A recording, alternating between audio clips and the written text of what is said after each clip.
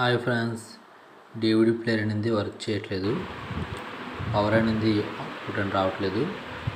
Main బోర్డులకి DC బోర్డులకి power అనేది వెళ్ళట్లేదు.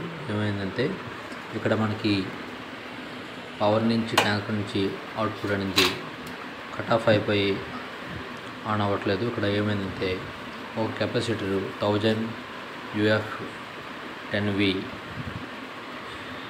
Capacity week అయిపోయి బర్న్ అయిపోయి పేలిపోయింది. ఆ కెపాసిటీ మార్చిన తర్వాత ఒక ఐసోలేటర్ కూడా మార్చాం.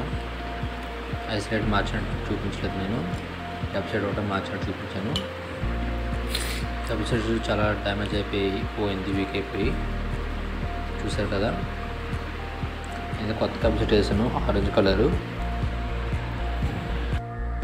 నేను కెపాసిటీ మార్చి చూపిస్తాను, చేంజ్ చేసి చూడండి. అందరికీ ఇదే వర్క్ అయితే పక్కా వర్క్ ఉంటుంది, కన్ఫర్మ్గా వర్క్ చేస్తుంది. వర్క్ చేయకుండా ఏమి ఉండదు. మీకు ఎవరికైనా వాంటింగ్లు వస్తే చెప్పండి, చేస్తాను కూడా. మనం హోమ్ థియేటర్స్ మన దగ్గర యాంప్లిఫైయర్స్ కూడా ఉన్నాయి. మామూలుగా ఆటో యాంప్లిఫైయర్స్ ఎవరికైనా కావాలంటే నేను తక్కువ రేటుకి ఇస్తాను. మీకు ఎవరికైనా ఆటో యాంప్లిఫైయర్స్ అయినా లేకపోతే ఇంట్లోకి జస్ట్ మామూలుగా 8 ఇంచ్ స్పీకర్ మీద వేసుకోవడానికి కూడా యాంప్లిఫైయర్స్ కావాలనుకుంటే నా దగ్గర అయితే 3 ఉన్నాయి యాంప్లిఫైయర్లు.